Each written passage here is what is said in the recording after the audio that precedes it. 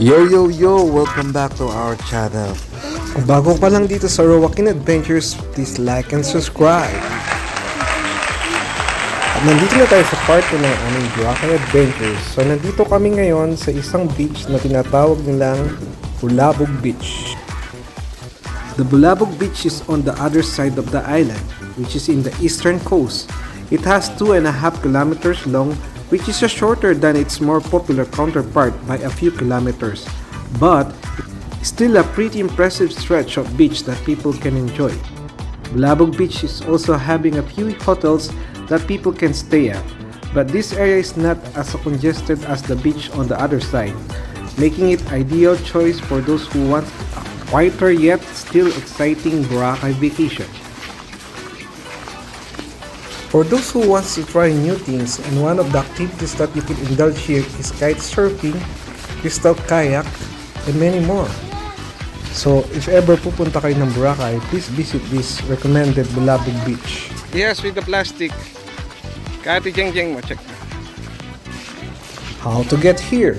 So simply you can walk from the west side of the island to the east side via the main road. There are few areas where access road can be found, and one of each is located near Dimo, across the lagoon.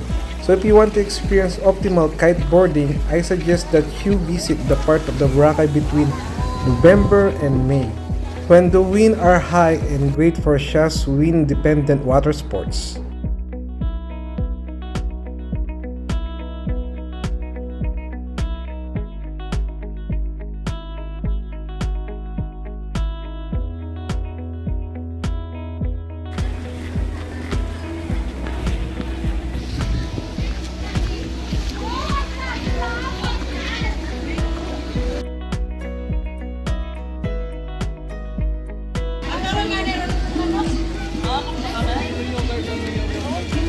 Oh.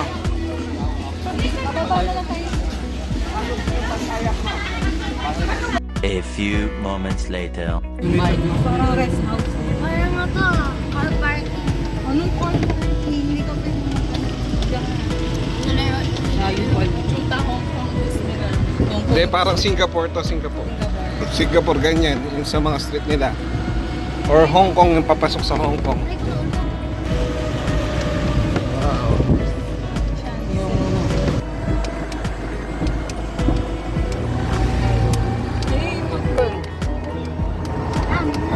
Less lang yung tao dito, no kuya? Kasi malayo eh, no? Kailangan mag-ano ka pa.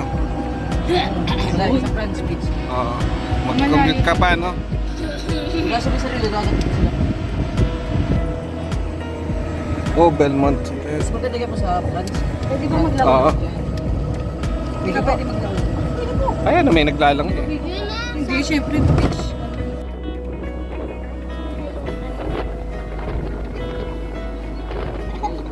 Dito kang relax. At nandito na nga kami sa aming next stop, ang Keyhole Rock Formation. The Keyhole Rock is one of the Boracay's hidden gems, nestled among the island's many natural wonders. It is a distinctive rock formation that has quite literally been shaped by the force of the nature over countless years, resulting in a structure featuring a perfect form of keyhole at its center. This makes for a picture-perfect frame through which the azure waters and the white sandy beach of Boracay can be seen. It's not widely known as some of the others attractions on the island, which give it an added allure for those seeking something off the beaten path.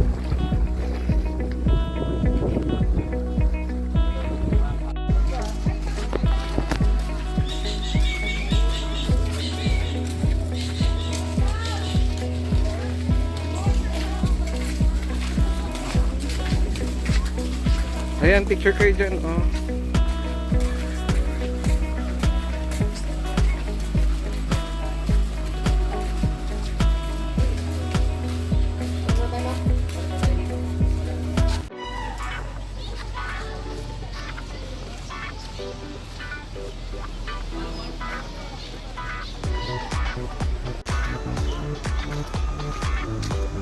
Dito sa malapit sa Keyhole Rock Formation, medyo tahimik at walang masyadong tao. So maganda tong place. Kung hanap mo ay peaceful at less crowd na lugar, eto na yon. White sandy beach at very calm sea.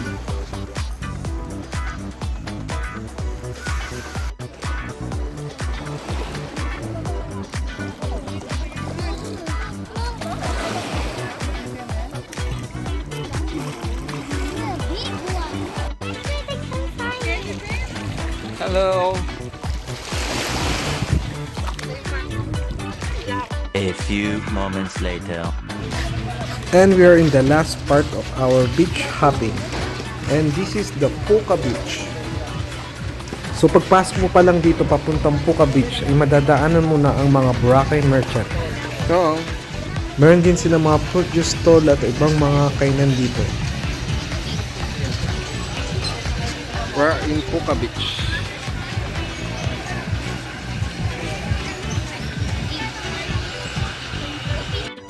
Oh, lakarin mo na lang, Jo.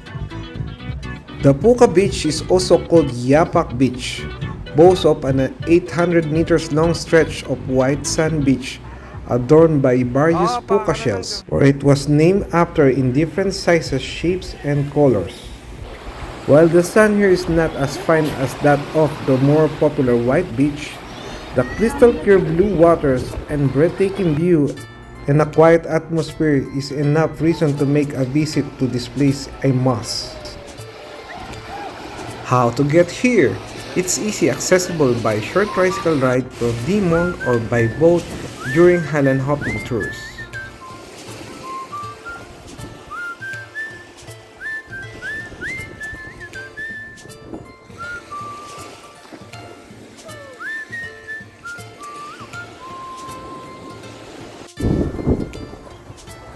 Tina, hi!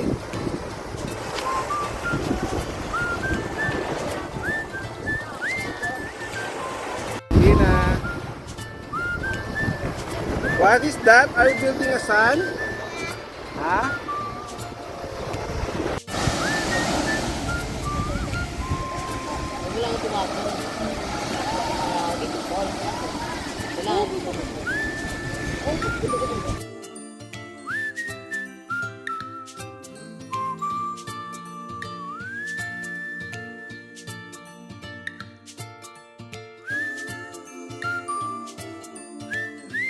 One hour later.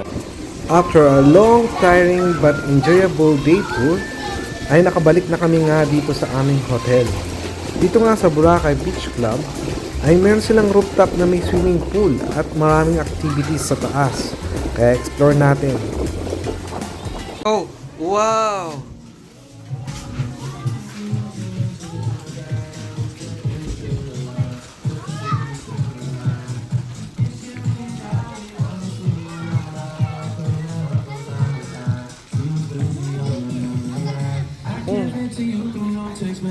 Ah, dito. Kin, diyan ka na, kids. Ay, sleepers ba dito?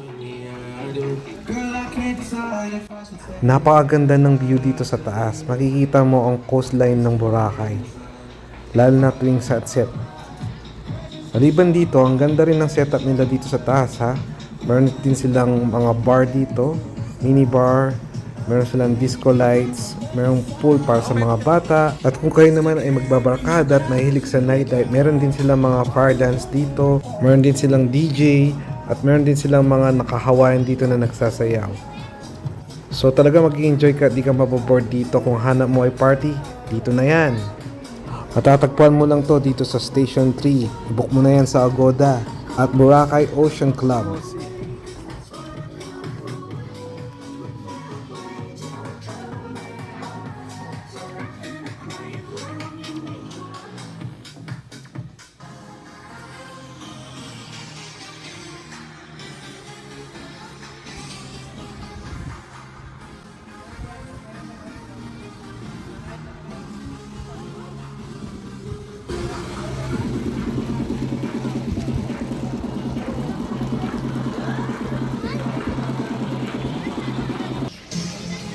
Dito naman ang papunta sa pinaka roof deck nila. So dito matatanaw mo napakagandang coastline ng Boracay. at ang mga karatig na hotel dito.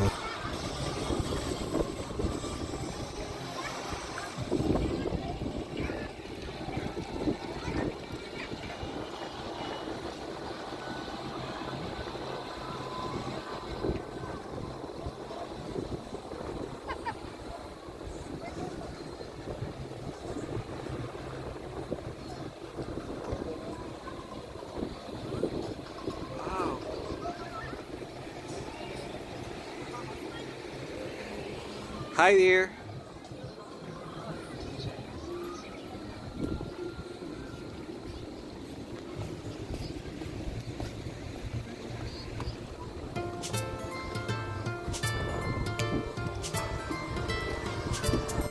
Kina! Kins!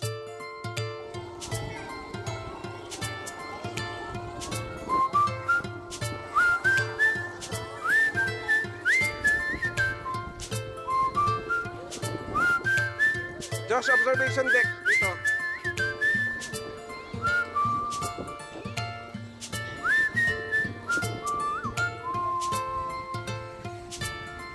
Ano sa baba?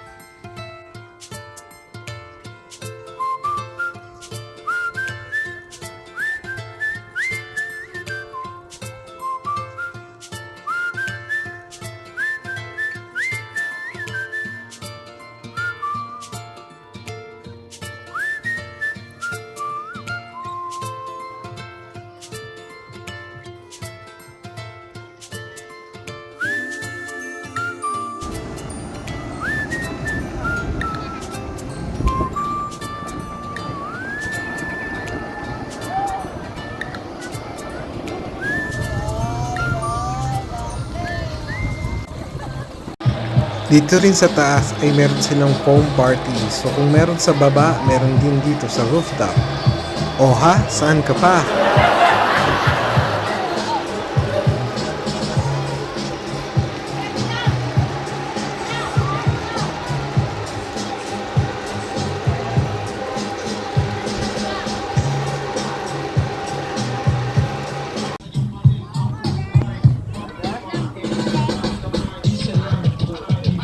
Dong! Careful ka.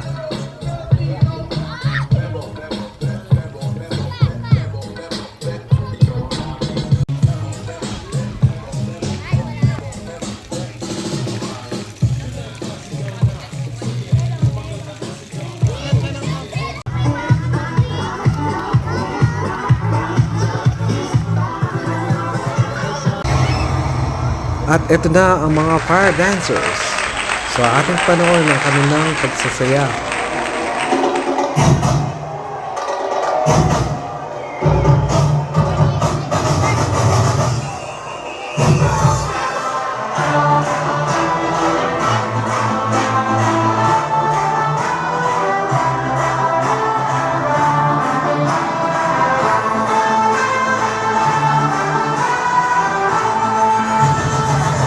Levanta a rua, deixa o pé mostrar. Mãozinha na cintura, quero ver você dançar.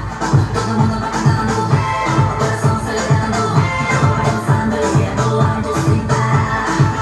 E quando o sol raiar, a alegria vai chegar. Todo mundo vai dançar, a vida vai brilhar.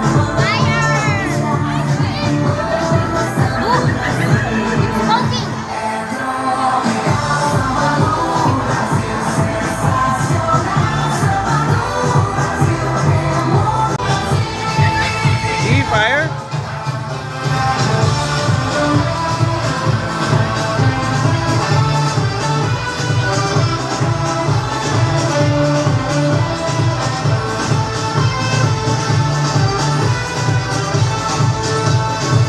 Entramos no movimento, galera, vamos virar. Vamos curtindo essa onda, ninguém pode negar.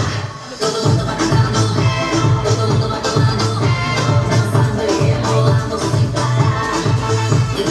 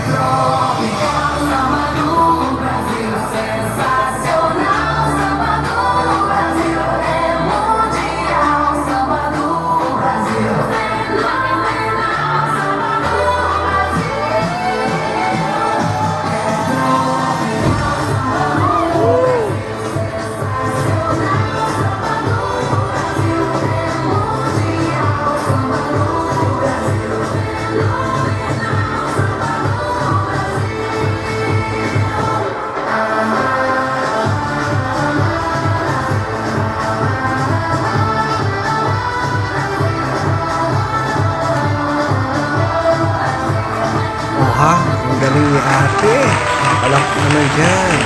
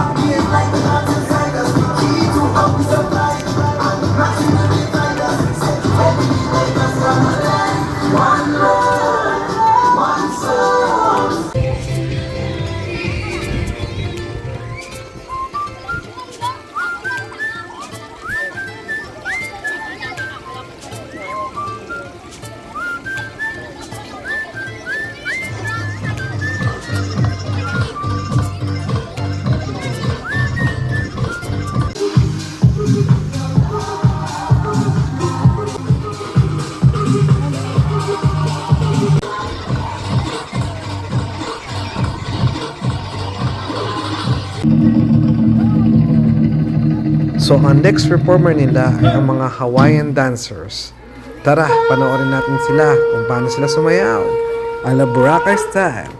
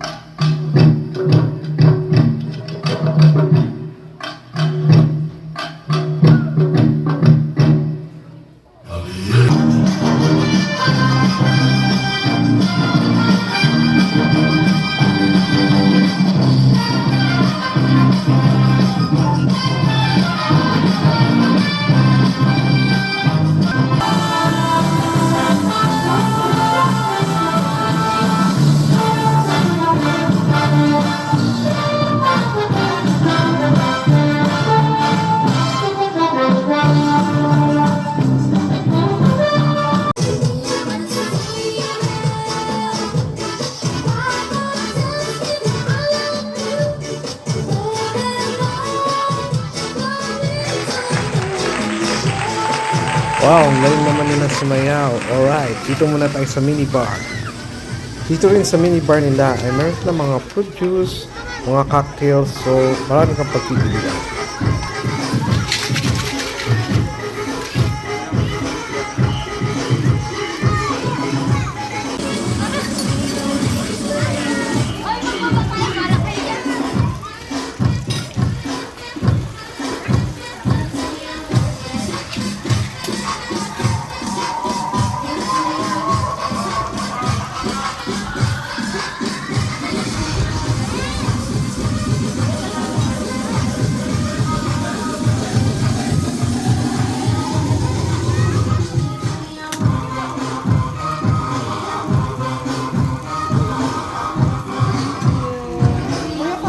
Siyempre, may post muna yan.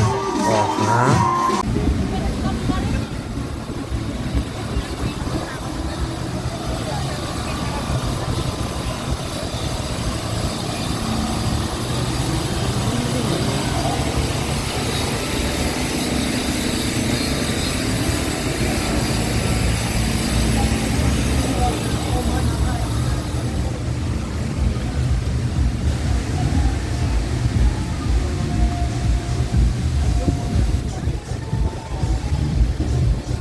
So, dear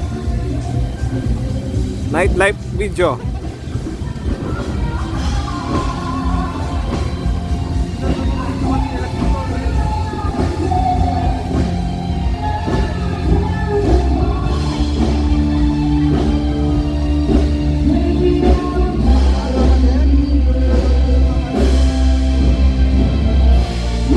Nightlife pa ito.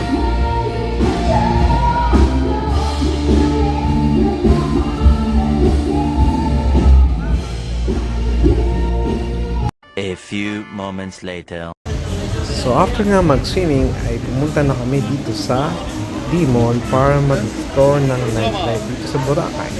Nagpaiwan na nga si Josh at saka si Tina dahil napagod na sila sa kakaswimming. So si Jom na lang ang sinama namin. Ang D-Mall pala ay nandito sa Station 2. So nasa gitna ng Station 1 at Station 3. So madali lang din puntahan. Siguro mga 10 minutes or 15 minutes na lakad. Nandito ka na. Ang dami rin ditong kainan, lalo na sa gabi. So maraming din mga party bars dito na pwede mong puntahan. Mga videoke at live bands. So tamang-tama to sa mahilig gumimik na magbabarkada or family.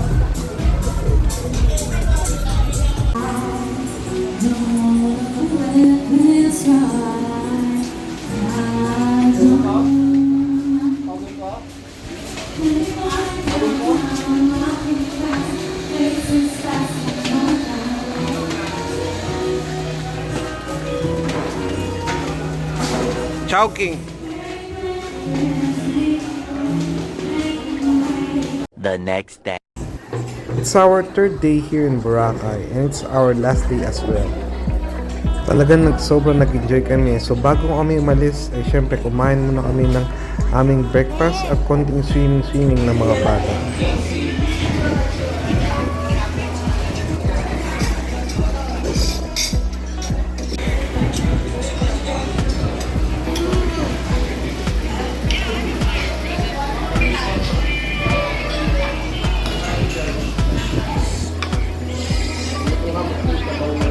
It's always fun, memorable, at very enjoyable ang moment, especially kapag kasama ang family. It's also good to visit some places na hindi mo pa napupuntahan. It's also good for your well-being. Spending time with your family is the best gift that you can offer, especially with your kids. It will be a core memories when they grow up.